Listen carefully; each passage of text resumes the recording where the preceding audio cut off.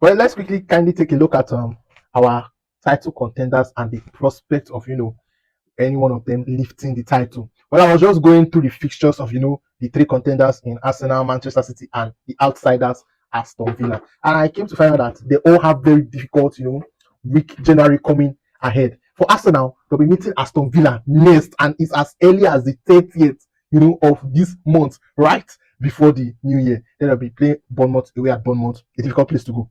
Then they have Liverpool at the Emirates.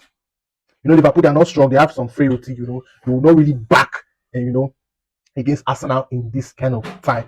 Tasty fixtures coming up. Then they'll be playing Manchester United. That will be in February because they have EFL competition and Champions League mixed in together. They have a very, very tough, January period coming up. This Arsenal team, the Gunners.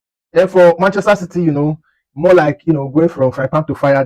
They'll be going to Sunderland. Their next match in 2026. Sunderland, you know how difficult they are. How tough they've been to the top six side. Going to Sunderland's home is not easy, and that will be the next trip for Manchester City. After that, they'll be hosting Chelsea.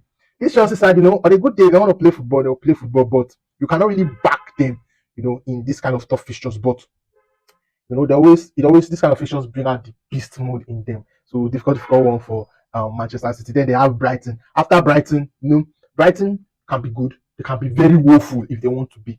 Yeah. Then they will have Manchester United. I think this January period really, any of the teams that can really navigate through this January period, will have maybe an easier February, then March, and then when you throw in the likes of knockout football of the Champions League, it's going to be very tasty next phase of the EP. Arsenal, at the Emirates, Arsenal want to give them back to back what they did to them at Villa Park. I'll be watching out for that one on the 30th. So tasty in 2 days time. Then they'll have Nottingham Forest. You cannot really say these are easy fixtures for Aston Villa because they are also a mid-table team. So you can't really say okay, they're meeting Nottingham Forest, they should be able to win Nottingham Forest. This game can be a very tricky one for them. And then Crystal Palace, very, very difficult place to go to Selhurst Park. And this match, can decide the fate of Aston Villa. If Aston Villa can win their next 3 matches, yeah, I'm giving it to them. They'll win the Premier League. If they win their next 3 matches, there's nothing anybody can tell me.